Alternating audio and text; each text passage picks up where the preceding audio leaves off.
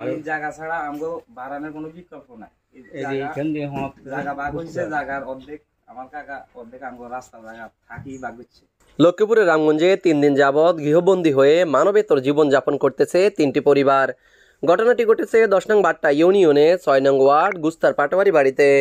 এই বিষয়ে ভুক্তভোগীর পরিবার রামগঞ্জ থানায় একটি লিখিত অভিযোগ দায়ের করেন। প্রত্যেকদিন জায়গা ভাইব কই আমাদের এই দিন তো পেয়েছি অন্তত ১৫ বার মেস, বুঝলেন। এরপরে দিয়া এখন আবার এই জায়গা হাইব দিতে কই আর ঘরের দুয়ারে বাইরে গাছলা সব আবার খোলা লাগবে। ভুক্তভোগী আবুল কালাম হাসান ও হোসেন জানান, আমরা আমাদের বাপ দাদার সম্পত্তিতে বসবাস করতেছি, তাছাড়া এখানে আমাদের ক্রয়কৃত সম্পত্তিও রয়েছে, কিন্তু অন্যায়ভাবে আমাদের ঘরের সামনে বাঁশের বেড়া দিয়ে চলাচল বন্ধ করে দিয়েছে ইউসুফ আলী, শাহ আলম পাটোয়ারি, রিফন, নজরুল ইসলাম, রায়হান। আমরা গৃহবন্দী হয়ে পড়েছি, আমরা প্রশাসনের সুদৃষ্টি কামনা করি।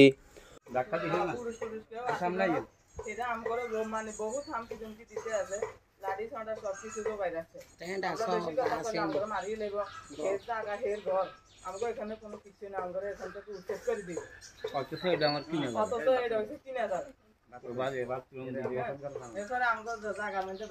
অভিযুক্ত ইউসুফ, শাহ আলম ও রিফন জানান, এই সম্পত্তির মালিক আমরা।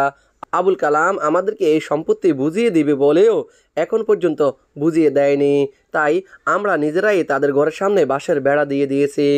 সমস্যার সমাধান হলে বেড়া তুলে নিব। আমি এই সম্পত্তির মালিক, আমার সম্পত্তিটা জোর করে অবৈধভাবে সে দখল করে রাখছে। আমার কাছে কয়েকটা ডকুমেন্ট আছে চেয়ারম্যানের আল সালিসের মাধ্যমের মধ্যে। বাট্টা ইউনিয়ন পরিষদের চেয়ারম্যান শামসুল ইসলাম বুলু জানান, বিষয়টি আমি শুনেছি, বেড়া উঠিয়ে নিতে বলেছি, না উঠালে ঘটনাস্থলে গিয়ে সমস্যা সমাধানের চেষ্টা করব। রামগঞ্জ থানার এএসআই আজাদ হোসেন জানান, এই বিষয়ে একটি লিখিত অভিযোগ পেয়েছি, ঘটনাস্থল পরিদর্শন করেছি, তদন্ত করে প্রয়োজনীয় ব্যবস্থা গ্রহণ করা হবে।